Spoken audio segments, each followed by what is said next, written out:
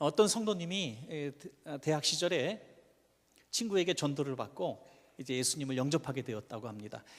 처음 예수님을 이제 알게 되었을 때 그 감격, 그 기쁨은 말할 수가 없었습니다. 믿지 않는 가정에서 쭉 자랐다가 처음 신앙생활하니 그 기쁨이 참 놀라웠습니다. 그래서 날마다 성경 읽고 찬양하고 또 예배드리는 즐거움 속에 대학생활을 보내다가 졸업하고 신학대학원에 바로 들어갔습니다.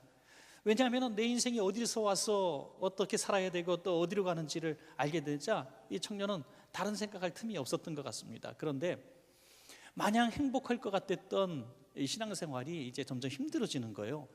신학교를 들어갔더니 굉장히 이 예수 믿는 것이 점점 어려워지는 것처럼 이렇게 교육을 받기 시작합니다. 예수 믿는 건 십자가를 지는 거야.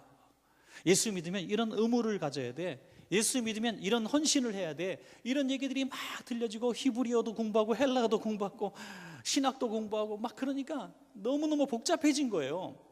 전에는 너무나 단순하고 행복했던 신앙생활이 너무 복잡하고 무거운 짐이 돼버렸습니다. 그래서 어느 날은 교회 가기도 막 싫은 거예요. 여러분, 이런 모습이 많은 신앙 3사대를 걸치는 우리 그리스도인들 가운데도 있다는 것입니다. 처음 예수 믿을 때는 너무나 행복했는데 이제 어릴 때부터 신앙생활하고 3대째 신앙생활하고 4대째 신앙생활하면서 그 감격은 없어지고 형식과 의무 이런 것들만 남은 것이죠. 어릴 때부터 주일학교를 다녔고 한 번도 11조라든지 주일 성수라든지 어긴 적이 없었고 어릴 때부터 주초를 구매했고 거룩한 삶을 살려고 애썼고 주일이면 교회밖에 몰랐던 또 성가대와 또 교사로 그 젊은 시절을 보냈던 그런 분들이 어느 날 신앙의 뜨거움을 잊어버리는 겁니다. 신앙의 감격이 없는 거예요. 예배할 때에 그 즐거움이 없는 거예요. 어떤 문제가 딱 부딪혔을 때 흔들리지 않는 어떤 신앙의 연조의 믿음은 있지만 감격적으로 이 문제를 해결하려고 하는 눈물의 기도도 없는 거예요. 어떤 분들은 그렇게 얘기합니다. 그건 당연한 거라고. 나도 한때는 그랬다고. 그런데 신앙생활 오래 하니까 신앙이 견고해지고 또 안정된 것이지 그 첫 설레이는 마음은 없어지는 건 당연한 거라고 이렇게 이야기하면서 자기 합리화를 시킵니다. 그러나 저는 그렇게 생각하지 않습니다. 신앙은 주님 만나는 날까지 점점 더 성장하고 성숙해야 된다고 하는 것입니다. 여러분, 소풍 가기 한 달 전과 소풍 가기 전날 어느 날이 더 설레입니까? 여러분, 소풍 가기 전날이죠. 물어보면 잔소리잖아요.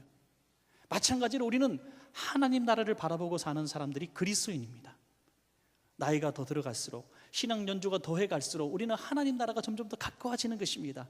젊은 시절보다 70세, 80세 어른이 될 때 더욱 우리는 설레는 그리스도인이 되어야 될 줄로 믿습니다. 여러분, 왜? 천국이 우리 눈앞에 점점 더 다가오기 때문이죠. 저는 그래서 신앙생활을 처음부터 끝까지 정말 행복하고 즐겁게 할 수 있는 비결이 뭐냐? 저는 한마디로 말씀드릴 수 있습니다. 그것은 신앙생활 단순하게 하자. 단순하게, 복잡하게 신앙생활을 하려고 하지 말자는 것이죠. 신앙생활은 단순하게 할 수 있습니다, 여러분. 그런데 이 단순성을 잃어버릴 때에 우리는 많은 복잡한 고민에 빠지게 됩니다. 우리가 예수님 처음 영접하고 초대교회 시절에 수많은 그리스도인들은 박해와 핍박을 견디면서 순교를 두려워하지 않으면서 믿음 지켰습니다. 그때는 다른 거 생각하지 않았어요. 오직 마라나타, 주님 어서 오십시오, 하나님 나라를 바라보는 이 단순한 믿음 가지고 살았습니다. 예수 믿고 구원받는다는 이 믿음 하나 가지고 살았습니다. 그러나 교회가 이제 기독교가 박해를 받지 않는 국교가 될 정도가 되었을 때에 뜻밖의 복병들을 만나게 되는데 그것이 뭐냐면 우리 안에 너무나 복잡하게 만들어가는 사람들로 인하여 많은 성도들이 고통을 받는 것입니다. 교회를 세우는데 벽화를 뭘 그릴까 가지고 교회가 큰 다툼이 일어나기 시작했고, 쓸데없는 논쟁 가지고 바늘 끝에 천사가 몇 명 올라갈 수 있을까 누가 물어보니까 이걸 가지고 논쟁이 일어나서 교회가 다툼이 일어나게 되고, 러시아 정교회 같은 경우는 바로 망하기 직전까지도, 공산화되기 직전까지도 사제의 옷길이 가지고 끝까지 싸우고 다투는 모습들을 보여줬습니다. 이 모습은 한국 기독교의 초기에도 역시 있었습니다. 초창기 기독교가 박해받을 때는 단순성을 가지고 나갔습니다. 예수 믿고 성령 받고 회개하고 사랑하고 용서하고 전도하는, 오직 믿음으로 살아가는 그 신앙의 모범들이 있었습니다. 그러나 기독교가 평안하게 되자 우리는 쓸데없는 것 같고 논쟁을 벌여요. 예배 순서 가지고, 시간 가지고, 절차 가지고, 의식 가지고, 예배당에 십자가를 걸 것인가, 말씀 가지고, 예배당은 어떻게 질 건가, 장의자를 올 것인가, 방석으로 올 것인가 가지고 싸우고, 실제로 어떤 교회는 교회 카텐 색깔 가지고 싸우다가 교회가 두 쪽 난 교회도 있다. 카텐 색깔, 핑크빛만 아니면 되지. 핑크빛 좋아하는 분도 있나요? 하여튼 어떤 교회는 피아노를 이쪽에 놓을까 이쪽에 놓을까 갖고 싸우다가, 어떤 분은 파이프 오르간을 뭘 놓을까 기존 갖고 다투다가 교인들이 갈라지고 잘라진 교회도 있어요. 여러분 얼마나 기가 막힙니까 여러분. 이렇게 우리 이 땅에서도 그 똑같은 과정들을 우리는 경험하지 않았습니까? 신앙생활을 우리는 단순하게 해야 됩니다. 단순하게. 단순성이 뭡니까? 오늘 성경에서 분명하게 말씀하고 있는 이 단순성이 있어요. 이 단순성을 잃어버린 수많은 담을 쌓아가는, 그리고 일반 성도들이 들어오기 힘들게 만드는 교회를 만드는 사람이 누군가? 바로 교회에 예수 믿는 사람들이라는 거예요. 예수 믿는 사람들. 여러분 이 땅에 수많은 젊은이들이 있지만, 중고등학생들이 있지만은 처음에 교회 오기를 너무 싫어합니다. 너무 고통스러워합니다. 예배 시간 1시간 앉아 있는 것이 무슨 너무 급기 훈련처럼 힘들어합니다. 여러분 왜 그렇습니까? 예배의 의식이나 형식이 물론 그들에게 잘 맞지 않는 부분도 있지만은 초대교회는 그렇지 않았다는 거예요. 저는 늘 고민합니다. 어떻게 하면 예배가 경건성은 유지하면서도 오늘 처음 교회에 나온 사람, 예수님을 전혀 모르고 신앙생활 한 번도 해보지 않은 사람이 오늘 처음 교회에 나와서 야 교회 예배 참 편안하다, 예배가 이렇게 복잡한 게 아니었구나, 교회에 나와서 예배 드리고 찬송하고 기도하고 말씀 듣고 오늘 찬양 들으면서 참 은혜롭다 하면서 행복해할 수 있는 그런 예배는 되지 않을까, 될 수 있지 않을까, 그런 고민을 해보는 것입니다. 왜 우리가 이렇게 복잡하게 만들고 의식화시키고 고민하게 만들고 하는가? 그래서 새신자들이 들어오기 너무나 힘든 담 높은 교회로 우리가 만든 것이 바로 기존의 성도들이었다는 것이죠. 예수님은 그 바리새인들 같은 사람들을 향해서 마태복음 23장 13절에 말씀하십니다. 화 있을진저 외식하는 서기관들과 바리새인들이여, 너희는 천국문을 사람들 앞에서 닫고 너희도 들어가지 않고 들어가려 하는 자도 들어가지 못하게 하는도다. 천국문 앞에 딱 지키게 서가지고 자기도 못 들어가면서 남도 못 들어가게 해요. 여러분 구원은 예수 믿으면 구원 받습니다. 아주 단순한 진리입니다. 그러나 그 단순한 믿음의 구원의 복음을 복잡한 미로로 만들어서 찾지 못하게 만들어 버렸어요. 예수 믿고 구원 받으려면 일단은 몇 단계, 3단계 성경 공부를 거쳐야 되고, 성경을 몇 독으로 해야 되고, 예배를 드려야 되고, 뭘 빠지지 말아야 되고, 뭘 드려야 되고, 뭘 하지 말아야 되고, 이래야 구원받는 것처럼 너무나 우리가 복잡하게 만들어 놓은 사람이 누군가? 안다고 하는 사람들이라고 하는 거죠. 여러분 예수 믿으면 구원받습니다. 예수 믿으면. 어떤 믿음? 예수가 나의 그리스도 되심을 믿는 자가 구원받는다는 것입니다. 그래서 저는 정말 하나님이 기뻐하시는 교회는 어떤 교회일까? 오늘 이 시대에 하나님이 정말 원하시는 교회는 어떤 교회일까? 예수님 전혀 몰랐던 사람이 오늘 친구 손에 이끌려서 오늘 처음 교회에 나와서, 우리 원천교회에서 오늘 평생 처음 예배드리면서 오늘 주님을 영접하고 구원받는 역사가 일어나는 교회, 그 교회가 제일 하나님 기뻐하시는 교회 같아요. 그것이 신앙의 본질입니다. 여러분 신앙의 본질이. 어느 날 종교개혁가 마르틴 루터가 로마의 이 스칼라 산타라고 하는 계단에 오르게 됩니다. 스칼라 산타 계단은 이제 무릎으로 기어 올라가는 순례자들의 순례 코스입니다. 이거 천사가 이 계단을 로마로 이렇게 옮겨왔다고 믿는 전설이죠. 그걸 믿고 있는 사람들이 있었습니다. 그래서 이 무릎으로 고행하면서 이 계단을, 돌계단을 오르면 이 신의 선물이 주어지는데, 그거 뭐냐면 9년 동안 지은 죄를 속죄할 수 있는 속죄권이 주어진다는 거예요. 9년 보장받아요. 로마 가면 한 번씩 기어 올라가시죠. 많은 분들 무릎 꿇고 올라가다 보니까 무릎이 다 깨지는 거예요. 맨 무릎으로 올라가니까. 그래서 피가 흐릅니다. 많은 여기저기 순례자들의 무릎에서 흘린 피들이 여기 있습니다. 마르틴 루터도 속죄함 받기 위해서 올라가다가 갑자기 스스로를 돌아보게 됩니다. 이게 무슨 짓인가? 고행으로 구원받을 수 있는가 하는 것이죠. 그래서 수도사들은 죄의 유혹을 뿌리치기 위해서 죄의 유혹이 올 때마다 윗옷을 벗어제끼고 채찍을 가지고 스스로를 때려 피가 나도록 때리는 것이죠. 어떤 분은 죄의 유혹을 받지 않는 곳으로 가겠다고 지하 토구를 퍼놓고 3년 동안이 나오지 않은 분도 있고요.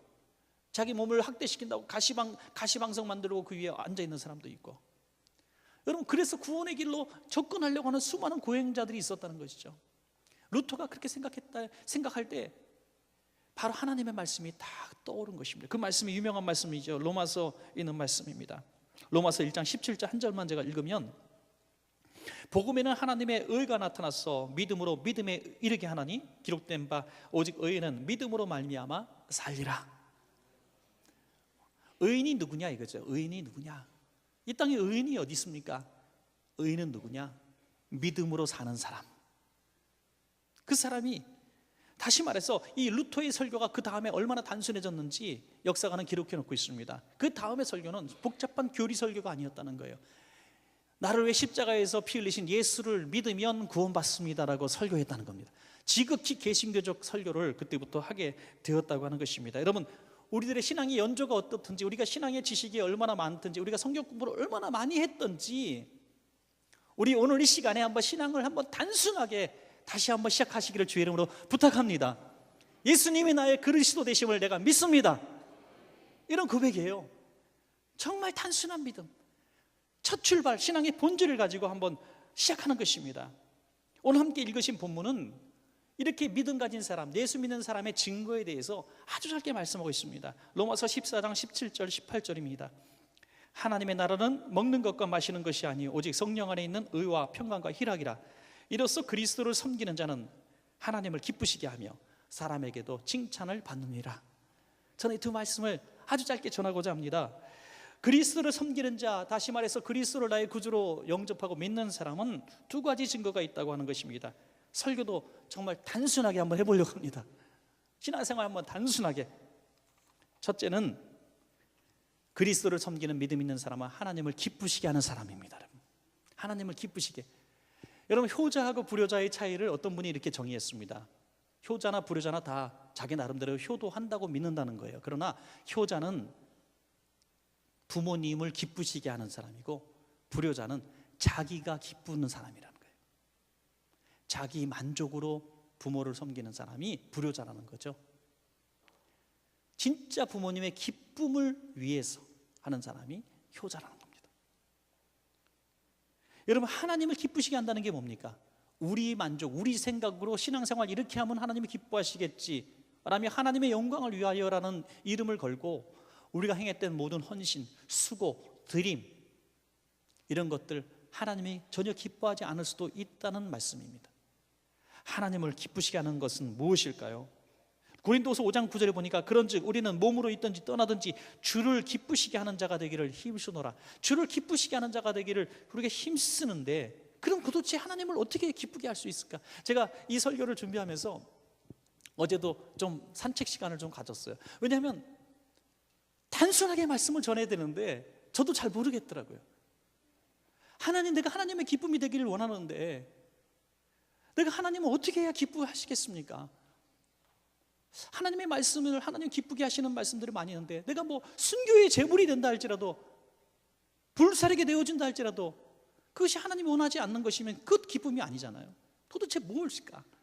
그러며 생각할 때 오늘 말씀이 딱 진리라는 생각이 확신이 들었습니다. 그것이 뭐냐면 예수 그리스도를 믿어야, 예수 그리스도를 구주로 믿어야 하나님이 기뻐하신다는 거예요. 너무나 단순한 말씀이죠. 히브리서 11장 6절에 보니까 이런 말씀이 있어요. 믿음이 없이는 하나님을 기쁘시게 하지 못하나니 하나님께 나아가는 자는 반드시 그가 계신 것과 또한 그가 자기를 찾는 자들에게 상 주시는 이심을 믿어야 할지니라. 하나님을, 예수 그리스도를 구주로 믿는 이 믿음이 있으면 하나님이 기뻐하신다는 겁니다. 왜? 예수 그리스도를 구주로 보내신 분이 하나님이시기 때문입니다. 독생자 예수 그리스도를 이 땅에 보내신 목적은 그를 믿고 우리를 구원받게 하시기 위해서 보내셨는데, 그를 믿지 않으면 하나님이 얼마나 괴로워하시겠는가 이거죠. 얼마나 괴로워하시겠는가. 하나님이 그 아들을 우리에게 주실 때에는 믿으라고, 믿고 구원받으라고 정말 피눈물 흘리면서 희생하셨는데, 믿지 않으면 무슨 소용이 있는가? 여러분, 가족관계도 마찬가지 아닙니까? 믿음이 없으면 무슨 소용이 있습니까? 남편이 아내를 믿지 않고, 아내가 남편을 믿지 않고, 자식이 부모를 믿지 않는데 금은보화가 집에 가득 있으면 무엇합니까? 고관대적이 되면 무엇합니까? 믿음이 가장 기쁨이 아니겠습니까? 우리가 신앙생활하면서 이것도 하고 저것도 하지만 예수 그리스도가 나의 구주 되심을 날마다 고백할 때 하나님이 가장 크게 기뻐하신다는 사실을 믿습니다. 여러분, 우리는 믿음을 논할 때마다 늘 등장시키는 인물이 누구죠? 믿음의 조상 아브라함이라는 인물입니다. 그러나 아브라함은 믿음의 조상임에도 불구하고 행위로 의롭다 하심 받은 것이 아니라는 사실을 우리를 놀랍게 합니다. 하나님께서 아브라함에게 갈대아우를 떠나서 내 본토 지처 아비집을 떠나라고 말씀하실 때 단박에 떠난 것이 아닙니다. 그 아버지 데라가 발목을 잡습니다. 그래서 데라가 죽기까지 가나안 땅에 들어가지 못합니다. 머물게 됩니다. 그곳에서 소유도 더 많이 불리게 되고 그곳에서 오랜 시간 지내게 돼요. 나오라는 말씀에 순종했지만 들어가라는 말씀에 여전히 불순종하고 있었다는 사실을 아십니까? 하나님께서 다시 나타나셔서 데라가 죽은 후에라야 들어가게 되는 이 순종의 모습. 그럼 들어가서도 정착하지 못하고 기근이 오자 곧바로 또 나오게 돼요. 참지 못하고 애굽으로 내려갑니다. 그래서 자기 누이를 아내를 누이라고 속이며 생명을 보존하는 이 정말 믿음 없는 모습도 보이지 않습니까? 이런 모습이 아브라함의 적나라한 모습입니다. 그럼에도 불구하고 하나님이 왜 아브라함을 믿음의 조상으로 세우셨는가? 로마서 4장 3절에 아브라함이 하나님을 믿음에 그것이 그에게 의로 여겨진 바 되었느니라. 또 창세기 15장 6절에 아브라함이 여호와를 믿으니 여호와께서 이를 그의 의로 여기셨다고 말씀하고 있습니다. 여러분, 우리가 신앙생활하면서 완벽하지 못합니다. 우리는 행위 완전할 수가 없습니다. 우리 인생을 뒤돌아보면 후회와 실망뿐일 때가 참 많습니다. 목회자로서도 부끄러운 언행이 너무나 많이 기억이 나고 여러분들 모두가 내가 하나님 앞에 불충했던 많은 후회가 있을 것이고 내가 그때 이렇게 하지 못한 일들에 대해서 참 후회하는 일들이 많을 거예요. 기회 있을 때 조금 더 사랑하지 못하고. 제가 어떤 영상을 봤는데요, 영상 중에 어떤 가정사역자가 강의를 하시더라고요. 아빠들에게, 나이 많은 아버지들에게 훈련을 시킨 거예요. 어느 날 아들에게 전화를 걸어서 평생에 해보지 못했던 얘기 한마디를 해보라. 그게 뭡니까? 옛날 아버지가 아들에게 못한 말이 뭐예요? 아들아 사랑한다. 아이고 벨 걸려서 막 창피해서 못하잖아요. 여러분 해보셨습니까? 나이 지긋한 어르신이 아들에게 사랑한다. 그거를 시킨 거예요. 어떤 아버지가 아들아 왜요 아버지? 빨리 말씀하세요. 아들아 사랑한다. 그리고 끊어버리셨어요. 그런데 좀 있다가 며느리한테 전화가 왔어요. 아버님, 아빠한테 무슨 얘기 하셨어요? 우리 남편한테? 막 부끄러워하면서 아무 얘기 안 했는데, 사랑한다 한마디 했는데, 무슨 얘기를 들었는지 우리 남편이 방에 들어가서 통곡하고 우네요. 대성통곡하고 우네요. 나 우리 애기 아빠 이렇게 우는 거 처음 봤어요. 아버님 무슨 말씀하셨어요? 여러분, 아들아 사랑한다 한마디 듣고 그 아들은 방에 들어가 대성통곡을 했대요. 여러분, 우리 인생을 뒤돌아보면 이 한마디도 못하는 후회와 절망, 너무나 많은 우리는 잘못한 일들이 많아요. 그런데 어떻게 우리가 예수 믿는 자답게 살았다고 자신할 수 있습니까?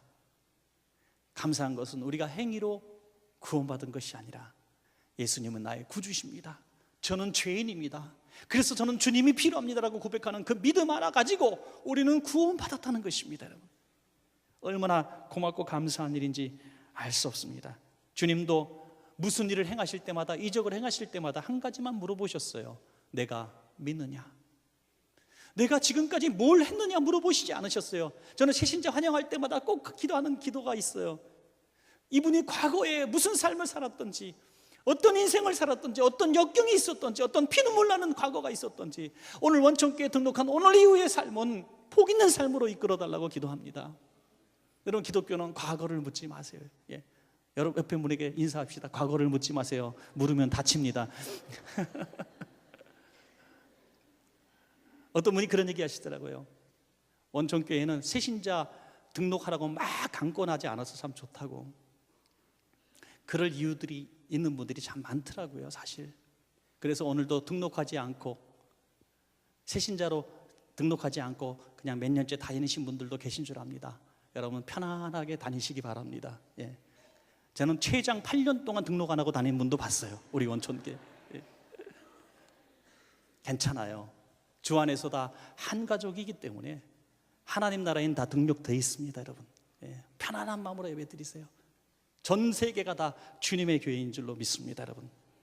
그러므로 이제는 우리가 주님을 더 믿는 이 원초적인 믿음, 본질적인 믿음, 내가 그리스도로 주님을 믿고 있는가, 이 믿음을 확인하시는 여러분 되시기를 바랍니다. 끝으로 두 번째는 그리스도를 섬기는 사람에게는 어떤 증거가 있는가? 사람에게도 칭찬을 받습니다. 오늘 본문에서 분명히 그렇게 말씀하지 않습니까? 그리스도를 섬기는 자는 바로 사람에게도 칭찬을 받느니라. 여러분, 그리스도를 섬기는 사람은 하나님을 기쁘시게 함과 동시에 그것이 사람에게도 기쁨이 되는 것입니다. 우리가 하나님을 섬긴다고 하면서 하나님을 섬긴다는 그 이유로 사람과의 불화할 때가 참 많습니다. 여러분, 이것은 우리가 신앙 지키기 위해서 당연히 우리가 그런 결과를 낳았다고 생각하는 것은 절대적인 잘못입니다. 하나님은 우리가 모든 사람과 더불어 평화하기를 원하신다는 것입니다, 여러분.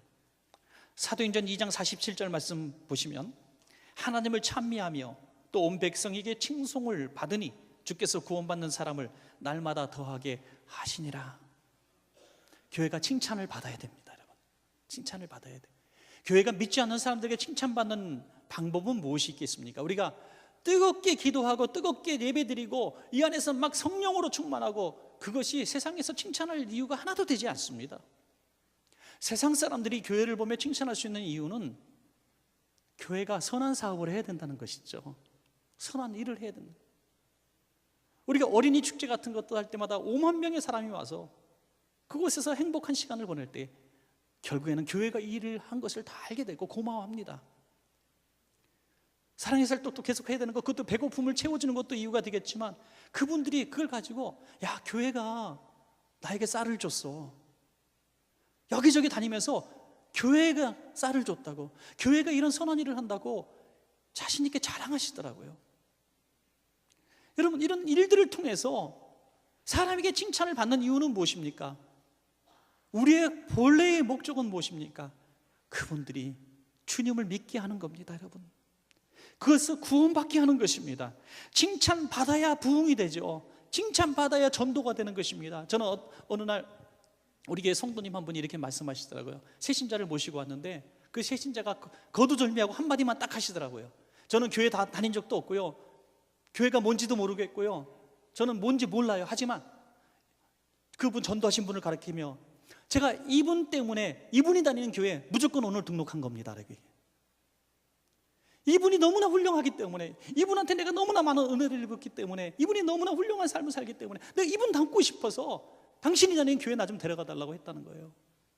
여러분, 가슴 아픈 비수 같은 말이 될지 모르겠지만 누군가 우리 한평생 살면서 누군가 나를 보면서 내가 당신이 믿는 예수를 믿고 싶다고 말한 사람이 한 사람이라도 있었습니까?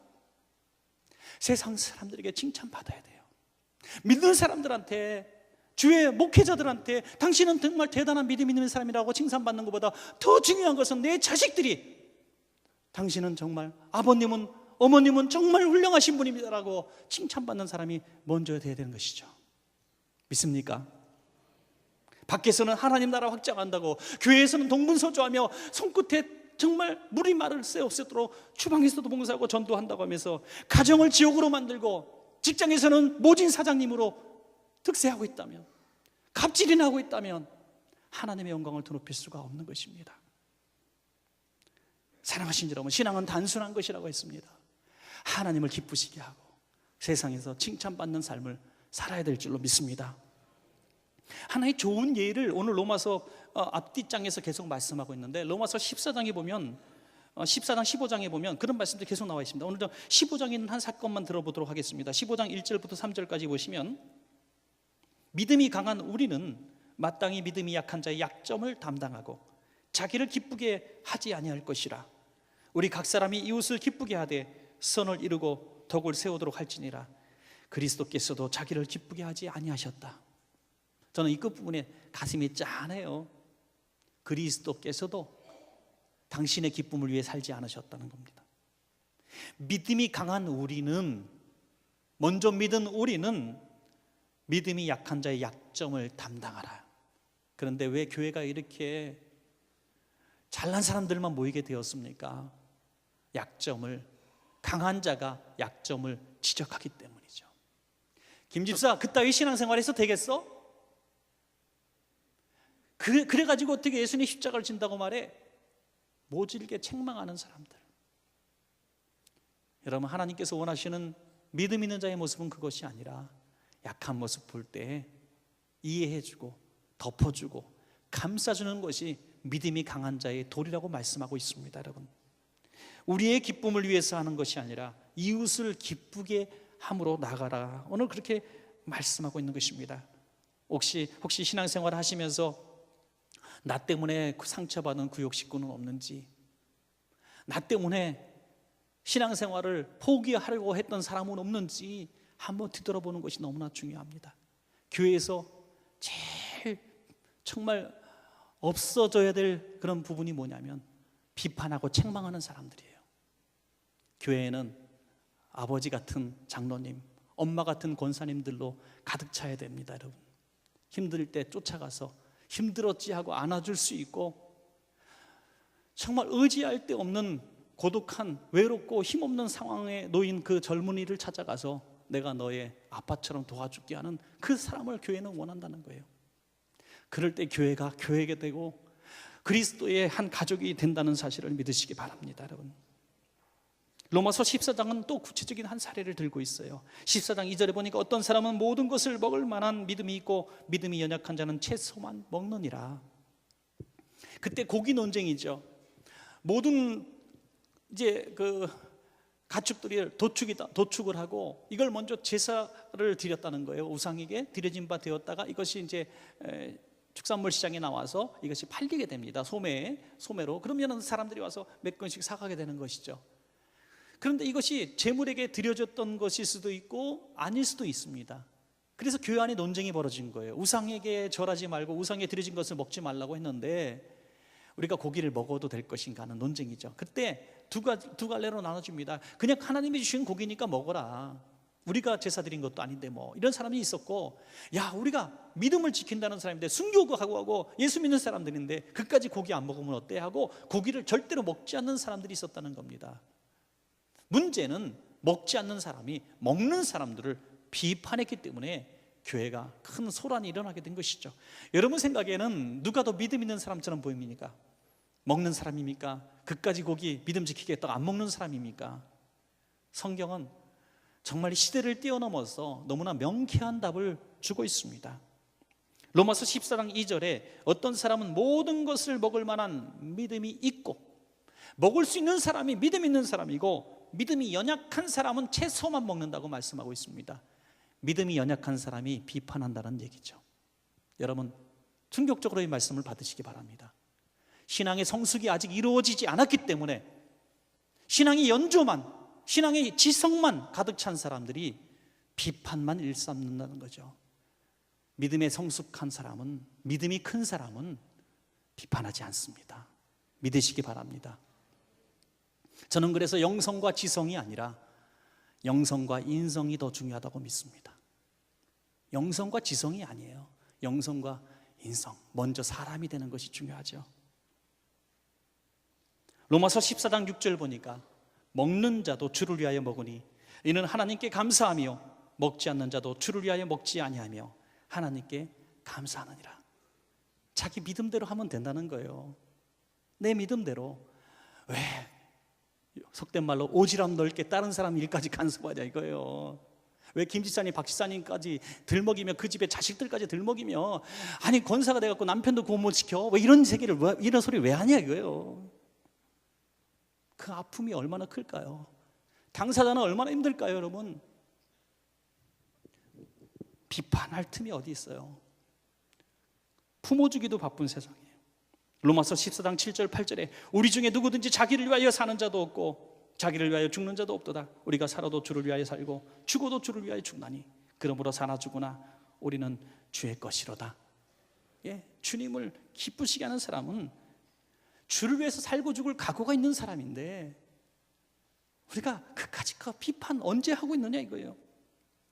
사도 바울은 이 고기 논쟁에 대해서 고린도서 8장 13절에 이렇게 말씀하고 있습니다. 그러므로 만일 음식이 내 형제를 실족하게 한다면 나는 영원히 고기를 먹지 아니하여 내 형제를 실족하지 않게 하리라. 나는 고기를 먹을 만한 믿음이 있다는 것을 증명한 것입니다. 바울은 우상에게 바쳐진 고기인 것이 그럴지 아닐지도 모르지만 믿음으로 먹을 수 있다고 고백한 것이죠. 그러나 내가 이걸 먹는 걸 보면서 믿음이 연약한 채소만 먹는 그들이 사도가 돼가지고 우상에 바쳐진 고기일지도 모르고 그걸 먹어? 하고 믿음에서 떠나는 사람이 혹시 생길까봐, 실족하는 경우가 생길까봐 그들 앞에서는 내가 먹지 않겠다는 겁니다. 여러분. 목사님들도요, 가끔 비행기를 타고 단체로 어디 여행 갈 때가 있습니다. 목사님들도 미국 같은 데 같이 단체로 갈 때 보면 열몇 시간 가니까 너무나 피곤하잖아요. 그러면 잠을 좀 주무셔야 되는데, 가서도 집회를 해야 되는데 잠도 안 오고 막 그러면 어떡합니까?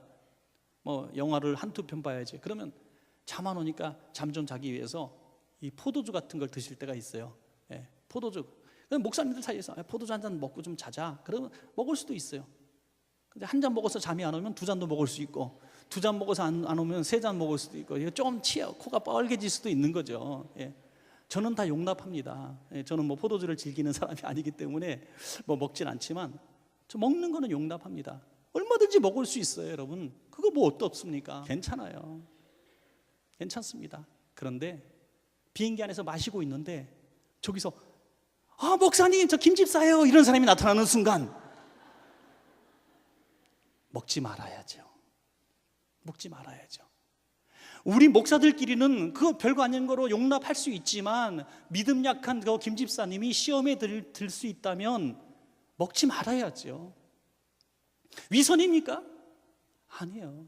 나는 감당할 만한 믿음이 있지만 믿음 약한 사람이 보고 시험 들까봐 조심하라. 이것은 믿음이 강한 사람, 먼저 믿은 사람의 의무라는 사실을 믿으시기 바랍니다.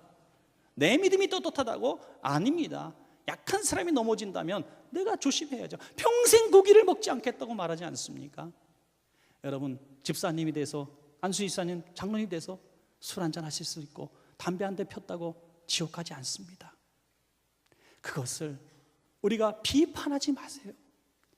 그분이 언젠가 주님을 기쁘시게 하고 사람에게 시험 들게 하지 않으려고 몸부림치는 믿음의 수준이 되었을 때 자연히 그것은 끊어지는 것입니다. 여러분, 우리가 사람에게 기쁨을 준다는 것이 얼마나 더 어려운지 몰라요.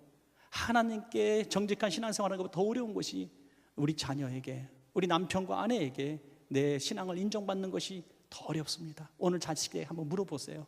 얘야, 내가 과연 네 아빠로서, 엄마로서 예수 믿는 사람답니? 당신은 당신 볼 때 정말 내가 예수 믿는 사람 같아?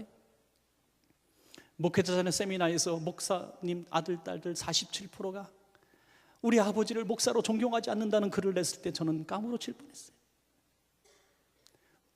앞뒤가 똑같아야지요. 강단에서만, 삶에서만, 교회 안에서만 거룩한 척하고 비판하고 그러지면 삶은 엉망진창. 말을 해도 이 말이 진실인지 저 말이 진실인지 돌려 말하고 그 안에 뭐가 들었는지 모르는 사람, 저는 징글징글해요. 저는 세상에 제일 좋은 사람이 누구냐면 대리운전 앞뒤가 똑같은 번호, 앞뒤가 똑같은 사람이 제일 좋아요.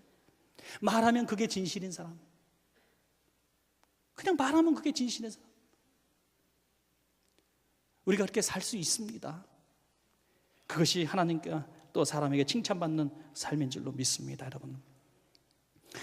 여러분, 말씀을 한 가지 예화만 드리고 말씀을 맺겠습니다. 우리는 그런 힘이 없습니다. 믿는 자답게 살 수 있는 힘이 우리에게는 없습니다. 하나님을 기쁘시게 하고 사람에게 칭찬받는 삶을 살 능력이 우리에게는 없습니다. 이것은 내 힘이 아닌 성령의 도우심이 있어야 될 줄로 믿습니다. 여러분, 6.25 전쟁 직후에 나병 환자 수용소에 많은 미국의 간호사들이 왔습니다. 미국 로타리 클럽에서 회원들이 방문해서 이제 사진을 찍고 또 취재도 하고 했답니다. 그런데 간호사 겸 선교사였던 한 여자분이 이제 나병 환자의 고름을 막 닦아주는 이 정말 이런 파괴적인 장면이 카메라에 담기게 됩니다. 그때 로타리 클럽 회원이 이렇게 얘기합니다. 사진을 찍으면서 누가 나에게 100만 불을 준다 할지라도 나는 당신처럼 이 일을 할 수 없습니다. 그때 간호사가 고름을 닦으며 이런 얘기를 합니다. 저도 못해요 라고 얘기합니다. 얼마나 동문서답입니까? 당신은 지금 하고 있지 않소? 제가 하는 게 아닙니다. 저는 하기 싫은데 하나님의 사랑이 강권해서 저는 할 수밖에 없습니다. 내 힘이 아니라는 거예요. 여러분, 우리 신앙생활은 내 힘으로 할 수 없습니다. 어떻게 우리가 십자가를 질 수 있고 어떻게 희생할 수 있고 어떻게 지긋지긋한 그 상황을 참을 수가 있습니까? 우리는 할 수 없습니다. 우리가 예수를 그리스도로 믿는 그 믿음이 우리를 살게 하고 하나님이 도와주시기 때문에 우리는 해낼 수가 있는 것입니다. 믿음대로 될 줄로 믿습니다. 여러분, 말씀을 맺겠습니다. 주님은 오늘 단순하게 신앙의 본질을 말씀하고 있습니다. 저는 오늘 설교를 아주 단순하게 결론을 내기를 원합니다. 신앙생활 복잡하게 하던 우리의 생각들, 이래야 예수를 잘 믿는 거야, 저래야 예수를 잘 믿는 거야, 이것이 그리스도의 의미야 생각했던 것들 다 한번 내려놓고 정말 본질, 신앙의 본질, 내가 예수를 그리스도로 정말 믿고 있는가, 그리고 내 주변 사람들이 나를 예수 믿는 자로 칭찬하고 있는가, 두 가지 진단을 하시면서 다시 한번 신앙의 본질을 회복하시는, 기쁨을 회복할 수 있는 여러분 되시기를 축원합니다. 우리 다 같이 한 음성으로 한번 기도하겠습니다. 주님, 내 신앙의 본질을 다시 점검하게 하시니 감사합니다. 하나님을 믿는, 그리스도를 믿는 이 믿음을 다시 불일 듯 일어나게 하시고 어떠한 상황과 형편에서도 예수는 그리스도 되심을 선포하며 살아가게 하여 주시옵소서. 내 아내와 자식과 남편들에게 또 우리 이웃들에게 내가 칭찬받는 삶을 살기를 원합니다. 그렇게 살지 못한 것을 용서해 주옵소서. 우리 결단하며 기도하겠습니다. 은혜와 자비가 풍성하신 아버지 하나님, 감사합니다. 우리가 주님의 기쁨이 되기를 원한다고 고백하며 찬양하지만은 우리가 주님의 기쁨이 되지 못할 때가 참 많습니다. 우리의 연약함을 아시는 주님, 우리의 부족함을 아시는 주님, 우리가 주님의 기쁨이 되게 하여 주시옵소서. 하나님, 우리는 믿음도 없고 능력도 없습니다. 삶을 뒤돌아보며 실수와 후회뿐입니다. 하나님, 내가 자신을 뒤돌아보아도 절망적입니다. 과연 내가 예수 믿는 자로서 수십 년 살아왔지만, 수대째 이어져 왔지만 신앙의 원초적인 이 질문 앞에 우리는 고개를 들 수가 없습니다. 과연 내 남편과 내 아내와 내 자식들이, 내 직장의 동료들이, 내 거래처 사람들이 나를 예수 믿는 자로 칭찬하고 있습니까? 나 때문에 예수 믿겠다는 사람이 있었습니까? 내가 믿는 예수, 내가 다니는 교회 다니겠다고 말했던 사람은 있습니까? 하나님 아버지, 용서하여 주시옵소서. 오늘도 하나님, 처음으로 교회 나온다 할지라도, 우리 처음으로 교회 나왔다 할지라도 오늘 신앙생활의 즐거움 속에 들게 하시고, 오늘도 예배 드릴 때에 정말 등록할 수도 없는 상황